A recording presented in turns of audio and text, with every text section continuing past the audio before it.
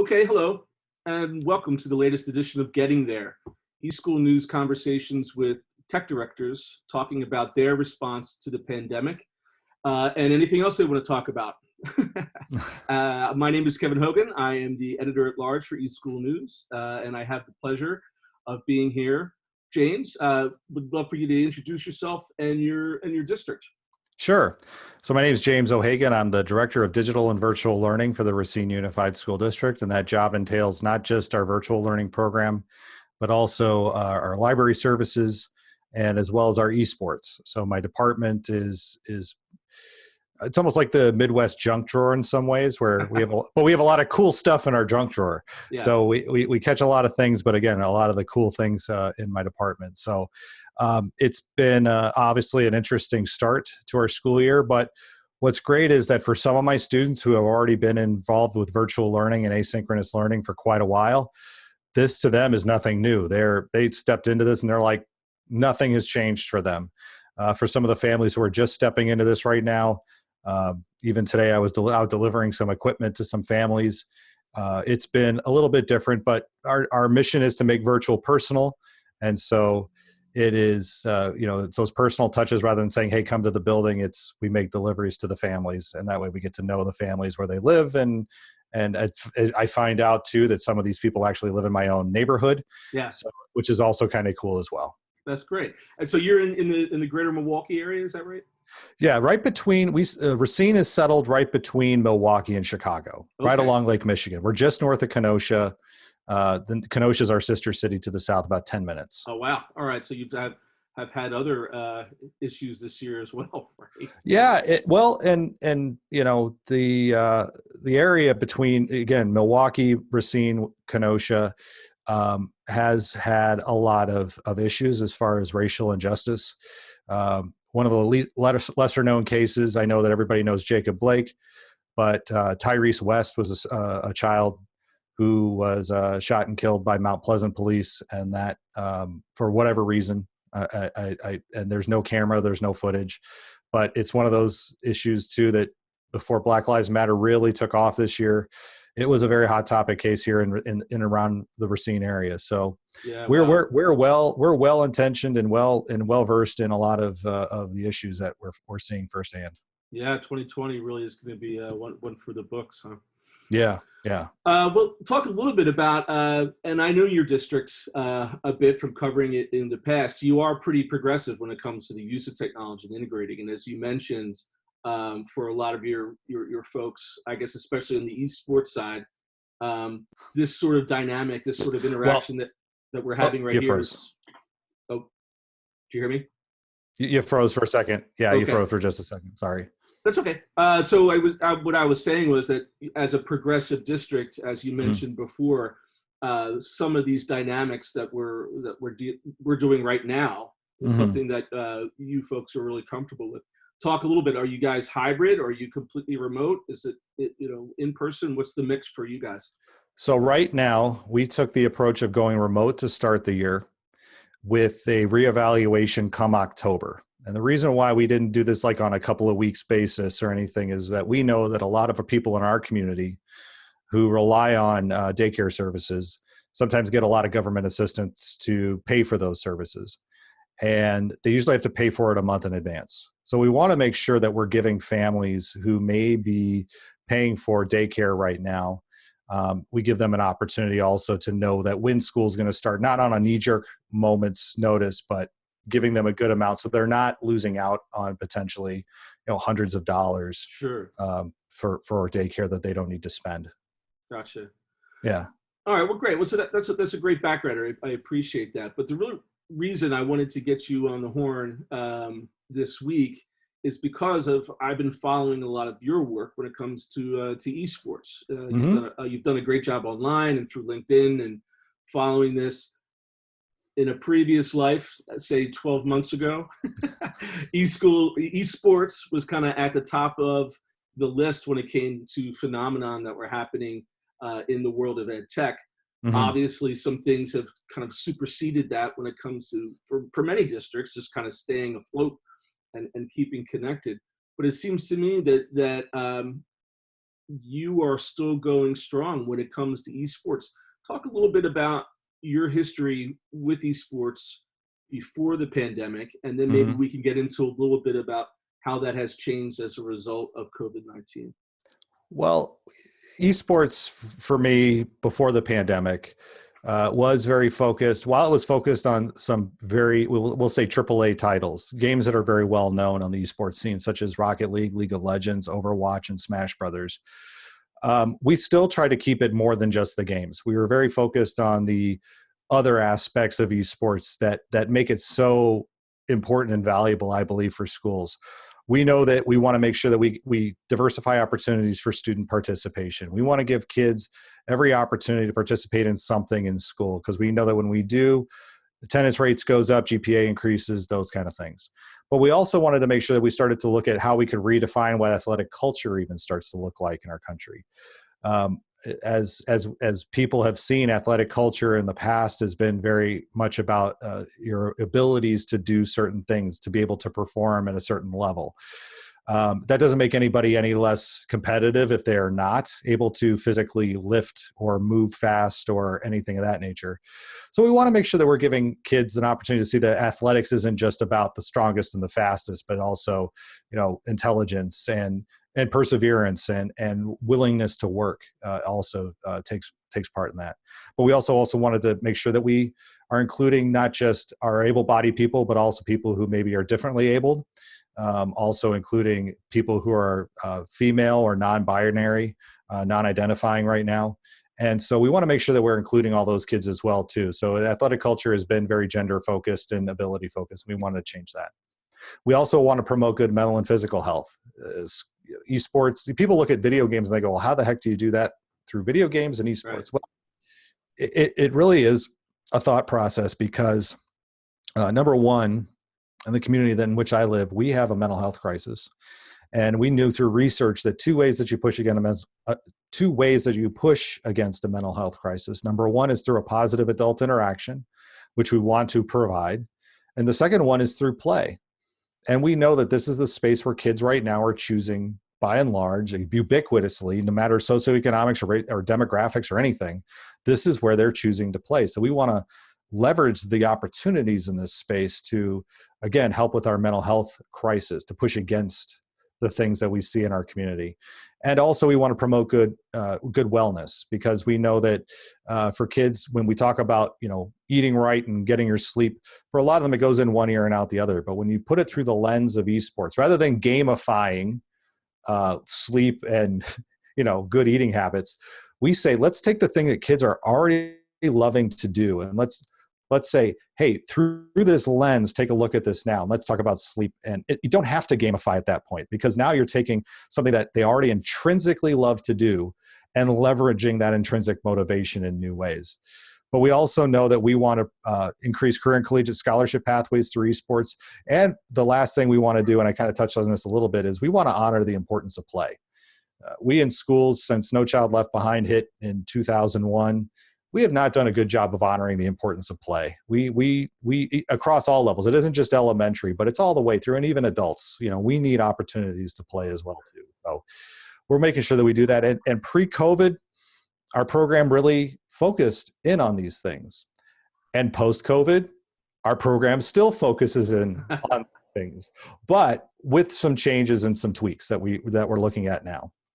Yeah, we'll dive into those. When you're speaking there and you're mentioning kind of the social and emotional behaviors that can be helped and assisted through the use of play.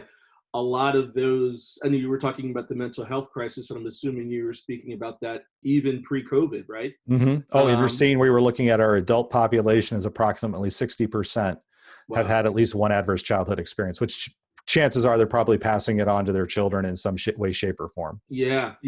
And so that could only have been exaggerated now because we are all suffering this mass trauma that's going on, which also has resulted in a number of things, including more time spent online, staring at a screen, more time for students to have been in isolation and away from friends. Right. So talk a little bit about how you've had to pivot with that to maybe even enlarge a program to where there might have been kids who were on the football team who didn't have any time for esports who have now suddenly discovered it.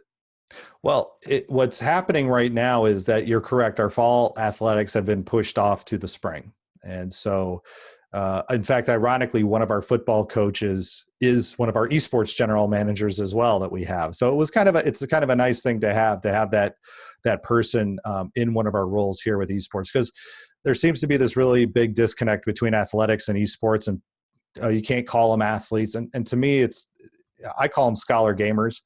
But what we have found is that what we're using this time, because we can't meet physically in our spaces, is that we're looking at this from less of a serious, hardcore esports competitive lens. And we're looking at it more from the lens of how do we right now, again, focus on pushing against this mental health crisis. And a lot of that is through quick competitions, not necessarily that anything that's going to take several weeks or months to run, but looking at, hey, this school wants to have a game night on a Friday night. How can we support that? What games can we talk about? Hey, we know that our kids in our community have very limited access in some cases to quality internet service at home. They may not have a console or a PC at home. What can we do with their cell phones? What games can we promote and use with their cell phones? What can we do for those kids who don't have anything, right? Looking at things like, asynchronous play. So rather than saying, hey, we have to have a one-on-one competition, let's look at using something like Minecraft and saying, let's do competitive building competitions where it's like, here's the scenario, now go and build it and share it with the group. Those are the things that we're really looking at right now and how we can change the landscape of esports. I've spoken in the past about if you focus on the games, if you focus on the game, how you're going to play the games, like, oh, what league are we going to be a part of? Right now, this moment is a struggle for those who have been focused on games and gameplay. For us, again, we know what our pillars of our program are. We know the 5 things that we're really focused on. It's very easy for us to pivot and say, well, let's now bring in all these other things. And now that I have 11 dedicated staff, and we do pay our staff for esports. I know that that's not the norm right now, but we've done a really good job of growing our program. That I've got these people who say, I'm willing to make this game happen and I'll make this game happen. It takes a lot of the pressure off me. And again, now we can start to invite in those kids who do have other interests, but maybe can't access those interests right now. In fact, Right. After our interview right here, I have a meeting with all my general managers. And it's, like I said, it's a great group. And here's the important thing too about our group of general managers is that we're a very diverse group, male and female, different races. So it's important for the kids also to see themselves in the people who are doing this. And it isn't, not everybody is a gamer, which is the great thing about this too, is they're looking at this from the perspective of being the person who wants to just help support kids, and they're going to do whatever they can to do it to help support these kids in these times. Right. So it takes caring. Yeah. Were you able to continue in the spring with esports programs even during the worst of the lockdowns and the various crazy scenarios that districts had to deal with? Yeah, it was hard. We lost, I know, basically one of our school teams basically went silent because of lack of quality internet access in their home, lack of devices. We were able to participate though in July. We did come around and we did do our spring finals that we had scheduled. When COVID hit, we were only about 2 or 3 weeks away from the state finals for the spring. And so we were able to do that. And what was great was one of our scholar gamers did not have a computer at home that he could play League of Legends with. I called up our local public library because I know that they have gaming laptops because they purposely bought those. I said, I'd like to check out a gaming laptop. And they're like, absolutely. So nice. we were able to get him a device that he could use for competition. Okay, that's cool. Cool. All these various kind of innovative ways that all it took was a global pandemic to figure out how to get these devices to kids and kind of work on that digital equity piece of this puzzle. Well, and the conversation has become much richer, I guess you could say, as well as far as equity goes. I think what's happened because of the pandemic is a lot of us have been smacked between the eyes on what that really means, what that lack of access or a lack of a device really means. And I know that that esports is important, but I do believe that there are some people who have been, and it's not me, who have been saying that, well, esports is COVID proof. And I would say esports is more COVID resistant, but I think proof is a bit presumptuous, especially that we are looking at coming up, not this year, but next year, with states that may have shortfalls in their state tax revenues based off of, lack of sales tax or whatever, that there could be some cuts coming. And for some schools right now who maybe have just launched an esports arena or may have a program, now is the time to really show just how important this really is. How can you connect in kids in new ways and not just rely on the traditional ways that we've tried to operate esports, but really looking at how can we broaden the tent to bring in more kids, to make sure that, again, schools and school districts see the value and the importance of this. And we have to be very particular and protective of this. It can't be a situation too where it's willy-nilly and a free-for-all, because also there's people in school districts who are not steeped in esports or maybe are looking at video games as still a waste of time. And we need to make sure that they're educated on that as well too, that this isn't a waste of time, that these are the ways that we are helping kids to socialize in this very difficult moment. Yeah. Have you noticed a cultural shift at all? I mean, not specifically in your district, but in your work in the wider esports world, to where there may have been an element of skepticism previous to where now more people are appreciating the values that you talked about at the beginning? What I used to get was a lot of, when I say esports, I'd hear some people say, "What's that?" Mm. And now what I'm hearing more of when I say esports is, "Tell me about that." So they've heard it, which is good, but by and large, I don't think a lot of school boards or district leaders still completely understand what they're getting into. And that's really important as well too, is to get educated on this topic, because it is such a powerful learning tool. And the reason why it is so powerful, I'm a huge proponent of the ideas of self-determination theory. It's actually part of my dissertation work. And so self-determination theory is all about intrinsic and extrinsic motivation. And I get really, I won't say mad, but when I hear people say, "Well, let's gamify esports," it's like, hold on. No, gamification is what you do. It's the chocolate covered broccoli, as my friend Kevin Brown likes to call it. Okay, it's the tool that you use when you've got kids who don't want to do what you need them to do. Yeah.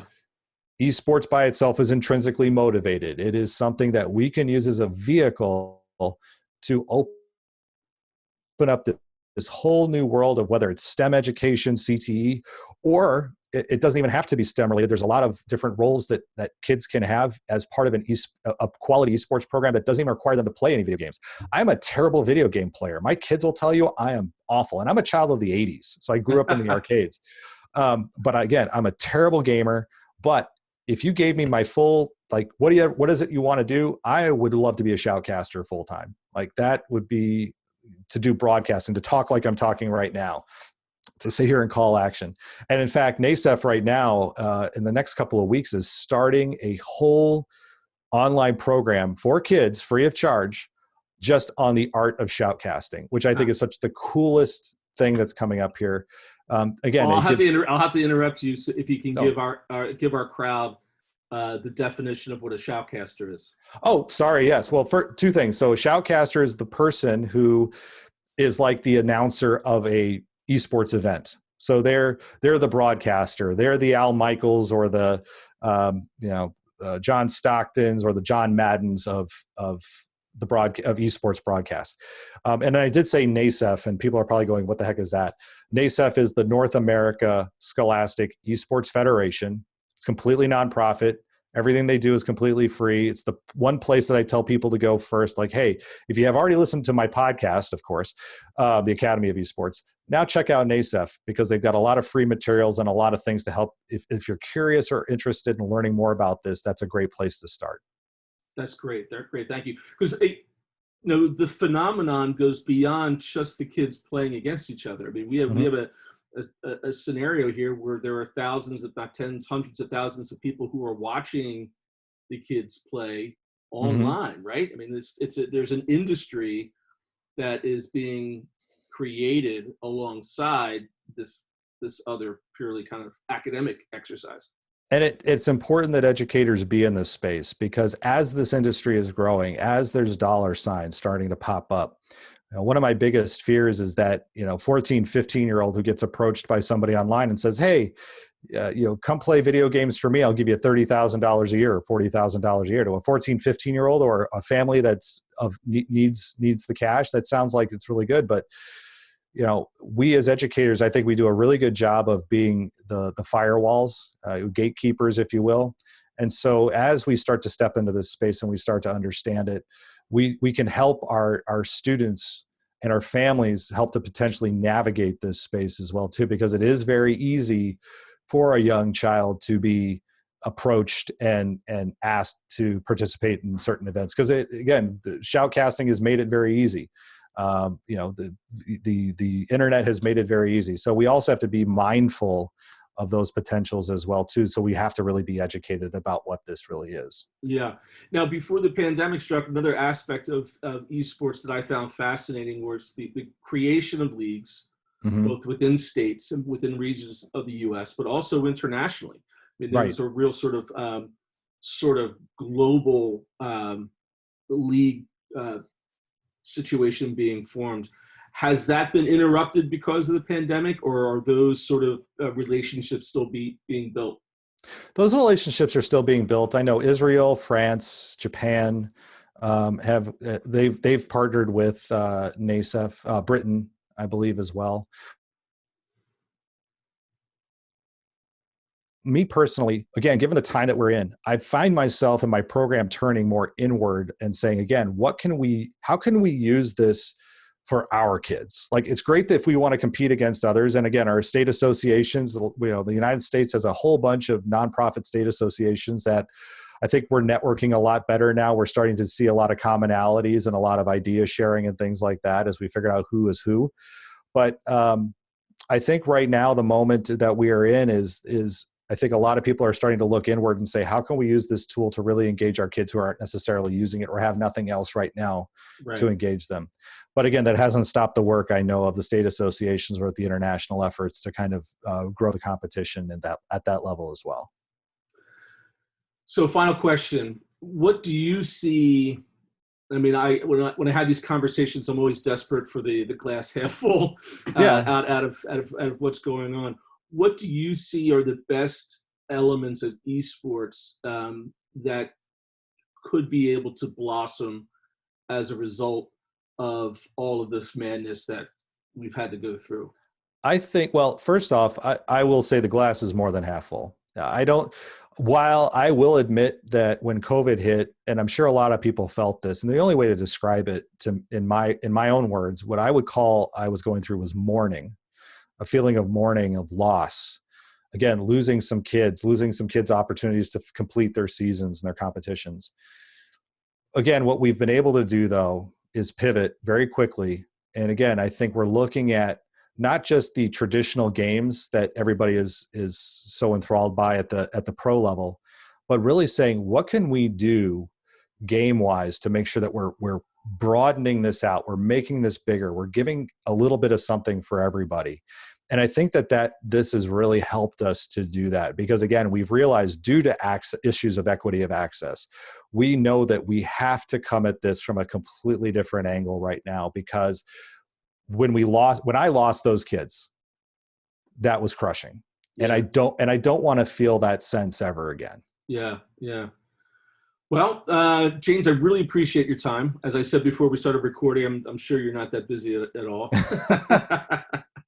But let me finish up by asking you, if people are interested in the subject matter, I know that you have a podcast. Give us some details of where they can find more about the work that you're doing. Sure. Well, we've always got the Academy of Esports podcast. I do that about once a week.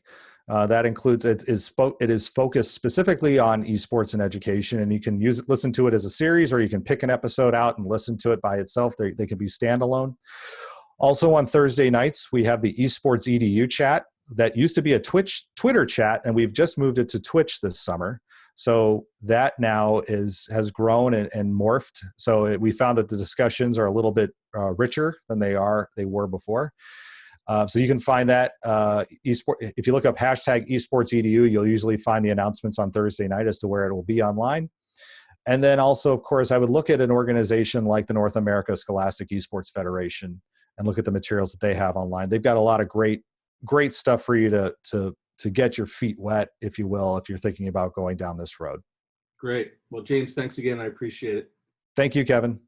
Okay, bye.